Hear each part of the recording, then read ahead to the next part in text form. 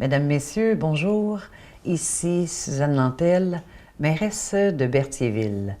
En ce début du mois de mars, il me fait plaisir de vous retrouver comme à chaque début de mois pour partager avec vous les décisions que vos élus ont prises lors de la dernière séance publique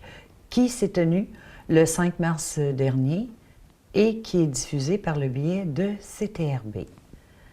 Je tiens tout d'abord à vous rappeler qu'en ce qui concerne les événements, les activités culturelles et sportives qui sont organisées à Berthierville tout au long du mois et ceux à venir, ils peuvent être consultés sur le site web de la Ville, site que je vous invite d'ailleurs à parcourir pour toutes les informations relatives aux affaires municipales. Alors, lors de la séance, il a tout d'abord été question d'une modification au contrat de travail de M. Martin Gravel, contremaître au service des travaux publics, par l'ajout d'un article relatif au versement d'une prime hebdomadaire de 100 $,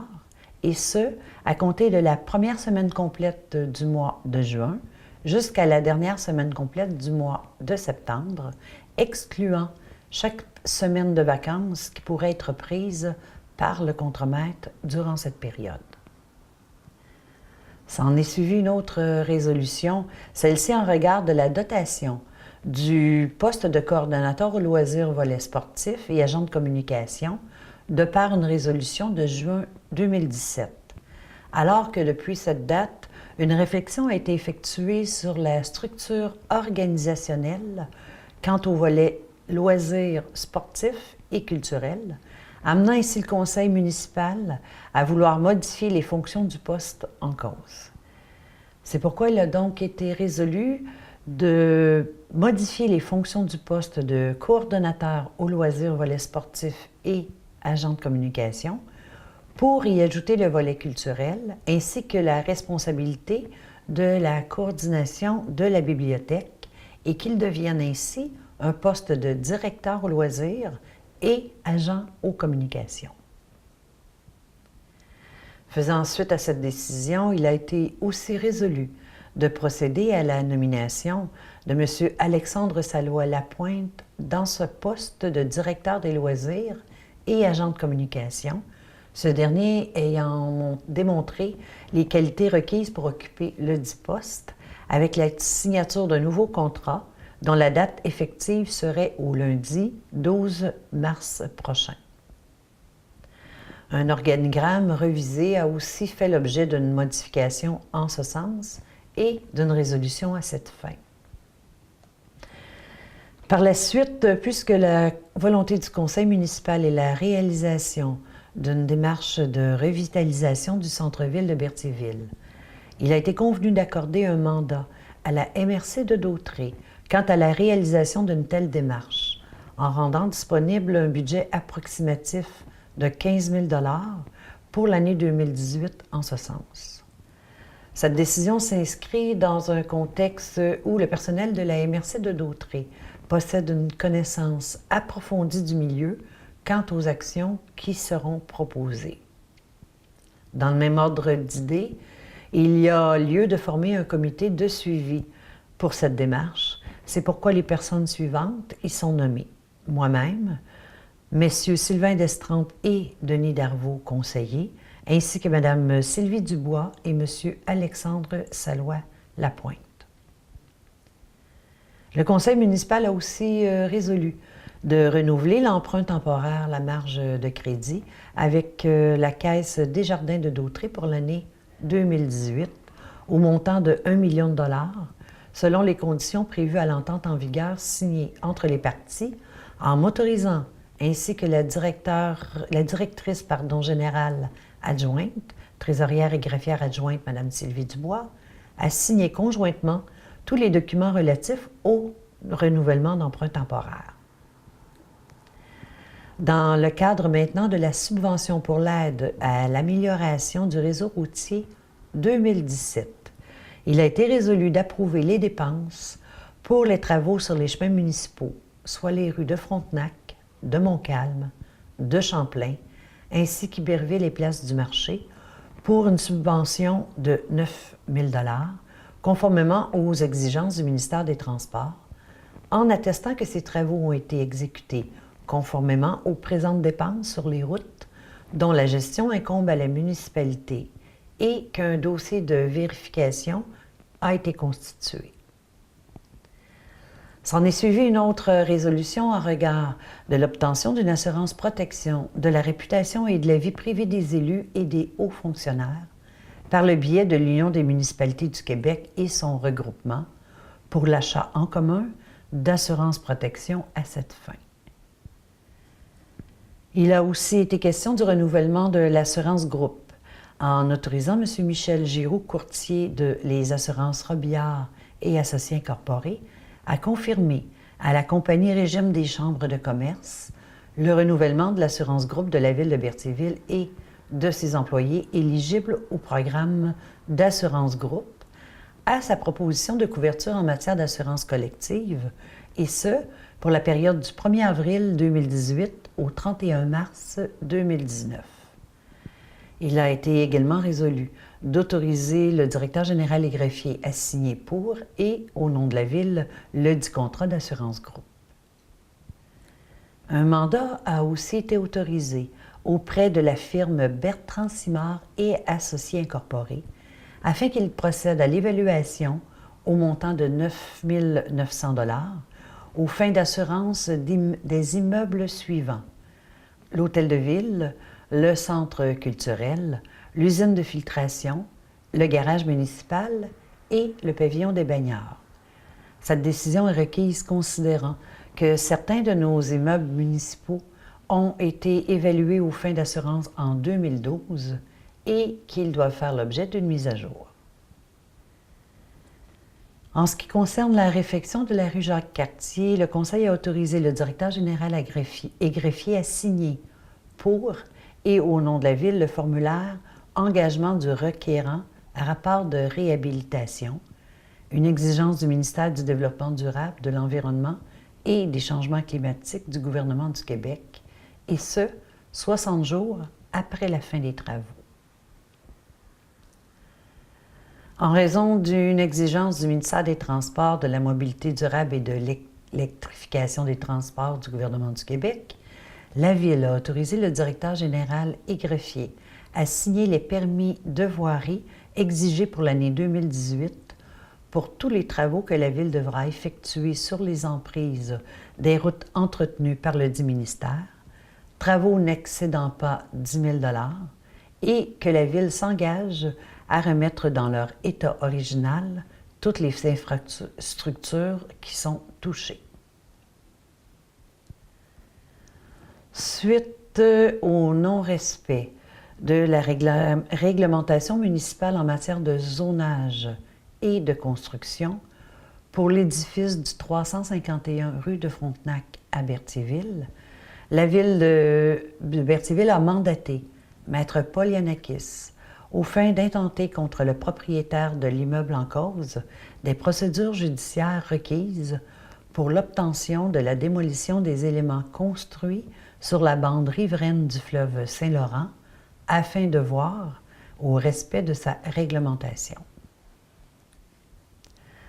Le Conseil a aussi autorisé le directeur du service des loisirs, M. Salois Lapointe, à signer un contrat avec OMG MU pour la tenue d'un spectacle à grand déploiement qui se tiendra le 14 juillet face au belvédère Jacques-Lavallée et dont le nom de l'artiste sera connu lors de la conférence de presse qui se tiendra dans les prochaines semaines pour l'annonce des activités organisées par la Ville. Par la suite, 2 demandes de commandite qui avaient été adressées au conseil municipal ont été approuvées, soit celle à Série Vox Luminosa, au montant de 350 $ quant à la tenue d'un concert Requiem de Mozart, qui se tiendra à l'église Sainte-Geneviève de Berthier le 30 mars prochain, ainsi que celle de l'école secondaire Pierre de Lestage pour la tenue de l'événementiel 2018 le 17 juin prochain pour un montant de 200 $. Ces 2 demandes s'inscrivent dans le respect de notre politique de dons et commandites aux organismes à but non lucratif, ainsi que de la visibilité offerte à la Ville de Berthierville pour sa participation à ces événements. Passons maintenant au secteur des travaux publics, en débutant tout d'abord par l'autorisation donnée par le conseil municipal pour procéder à l'embauche de 1 ou 2 employés salariés temporaires au service des travaux publics pour une période maximale de 5 mois, soit des mois de mai à septembre inclusivement, et ce, en raison des diverses absences du personnel salarié au garage municipal et afin de pouvoir compter sur un minimum de 5 personnes en poste. Les élus municipaux ont jugé la nécessité de procéder à des travaux de rapiessage d'asphalte pour l'année 2018 et ont autorisé de lancer un appel d'offres par voie d'invitation écrite. Il va de même pour les travaux de réfection des trottoirs et bordures pour 2018, tout en respectant notre planification budgétaire dans ces dossiers. Nous avons accordé aussi à la firme GBI, Service d'ingénierie, le mandat pour la réalisation des plans et devis pour la modification de tuyauterie de pré-filtration de 4 filtres à l'usine de traitement d'eau potable avec un estimé budgétaire de 7 500 $. Ces travaux sont requis suite à un audit réalisé à notre usine d'eau potable qui recommandait l'augmentation du diamètre des conduites de préfiltration des filtres 1 et A4. Suite à l'appel d'offres maintenant sur invitation auprès de 4 entreprises, la Ville a accordé le contrat au plus bas soumissionnaire conforme, soit Dauphin Multiservices, pour l'entretien de ces espaces verts pour l'année 2018 au coût de 54 576,15 et ce, aux conditions stipulées au devis. Nous avons procédé à un appel d'offres sur invitation pour l'aménagement et l'agrandissement du stationnement de la piscine municipale qui est aussi utilisée par le soccer suite à l'estimation de novembre 2016 effectuée par notre chargé de projet. Nous avons aussi octroyé le contrat relatif aux travaux de balayage des rues pour la saison 2018 au montant de 32 696 $ à l'entreprise Entretien JR Villeneuve, plus bas soumissionnaire conforme des 3 intéressés par ce contrat. Nous avons de plus autorisé le processus d'appel d'offres par invitation écrite pour l'installation d'une borne de recharge rapide au Centre culturel Gilles Villeneuve, en considérant l'offre de partenariat de la Direction générale de la politique de mobilité durable et de l'électrification du gouvernement du Québec et du partenariat avec Hydro-Québec, ainsi que de notre intérêt pour la présence sur notre territoire d'un tel service. Le Conseil a octroyé le contrat pour la mise aux normes d'un compresseur à l'aréna Joanie Rochette à la compagnie Climat Control SB Incorporé pour un montant de 17 456,77 $. La dite compagnie assurant déjà l'entretien du système de réfrigération et possédant l'expertise nécessaire pour mener à bien ces travaux. En termes de loisirs, maintenant, nous avons autorisé l'achat d'équipements pour le parc Kennedy suite à la substitution d'équipements enlevés précédemment, et ce auprès de la compagnie Jean-Bette pour un montant de 18 154,44 $, incluant le transport et l'installation, en autorisant une appropriation de la dépense au fonds de parc et des terrains de jeu pour la dépense encourue. Nous avons confié à la compagnie Multiservices Giguère Incorporé le contrat d'entretien pour la saison 2018 du terrain de soccer au coût de 11 760 $ et pour la réparation du gazon au coût de 13 $ du mètre carré et du terretage à 40 sous mètre, et ce, suite à l'offre présentée et ainsi qu'à la satisfaction des utilisateurs et de la recommandation de notre chargé de projet dans ce dossier. Nous avons aussi octroyé le mandat relativement à la réfection des services électriques à l'Aréna de Berthierville, la conception des plans et devis en électricité, incluant une surveillance partielle à la compagnie Construction Quantum Éléments Incorporés, et ce tel que stipulé dans leur offre de service sur la recommandation de notre chargé de projet, pour un montant de 11 890 $. Ces travaux sont devenus nécessaires puisque notre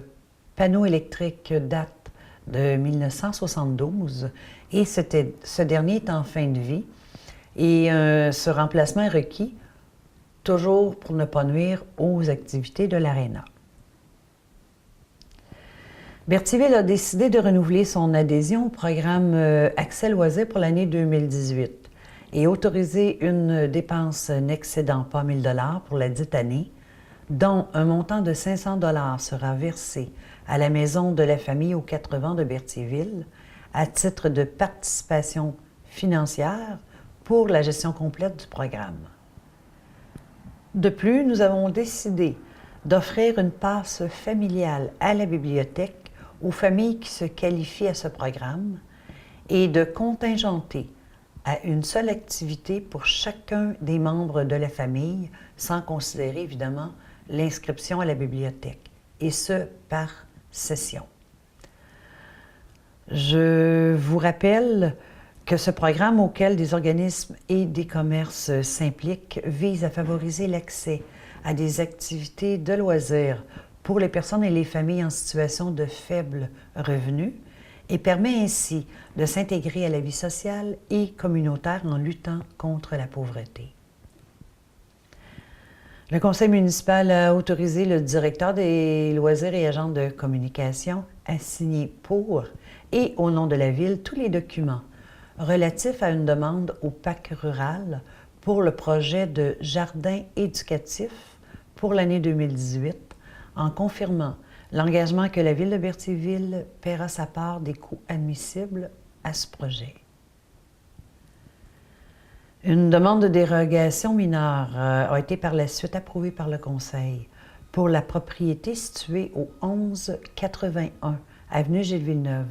dont la nature et l'objet a pour effet d'autoriser l'installation d'une enseigne sur un poteau d'une superficie de 8,95 m² dans la marge de recul avant. On parle ici de la station Flying, la station-service Flying. N'ayant reçu aucun commentaire de la population lors de la présentation de cette demande de dérogation en Assemblée et de la recommandation unanime émise par le Comité consultatif d'urbanisme, il a été donc résolu d'accepter cette dernière. Il y a eu dépôt du certificat de conformité pour le règlement numéro 748-192 de modification au règlement de zonage 748 relatif à la modification des usages et normes de la zone 4P51 émise par la MRC de Dautré en février et qui fait ici référence aux usages permis pour la vente et la location d'équipements de bateaux à l'ancien emplacement du Tigre géant sur la rue de Frontenac. J'ai par la suite fait état du dépôt des rapports de service de l'urbanisme pour le mois de février, ainsi que de mon rapport d'activité pour la période du 1er au 28 février dernier. Un avis de motion qui concerne la tarification des activités de loisirs a été déposé et s'en sont suivis la tenue des assemblées publiques de consultation ainsi que l'adoption des seconds projets de règlement pour 3 règlements, à savoir celui relatif à la modification du règlement de zonage 748 concernant l'abattage et la conservation des arbres, dont l'effet est d'en modifier les dispositions réglementaires, celui en rapport avec la modification encore au règlement 748 relatif à la revision des zones où sont autorisés les lieux de culte, et finalement celui en regard du règlement concernant, le règlement numéro 748 toujours, concernant les clôtures, murs et haies pour les immeubles dont l'usage est industriel. Alors voilà, c'est ce qui complète les sujets qui est inscrit à l'ordre du jour de la dernière séance et qui ont fait l'objet de décisions par le conseil municipal pour et au nom des citoyens qu'il représente. Je vous invite, si vous désirez revoir le contenu de cette séance et celle des mois précédents sur le site web de la Ville, et vous êtes toujours les bienvenus à assister à nos séances publiques qui se tiennent ici à l'Hôtel de Ville et dont la prochaine aura lieu le mardi 3 avril en raison du congé de Pâques à 19h30, salle du Conseil. Alors je vous remercie, je vous souhaite un bon mois de mars et au plaisir. Au revoir.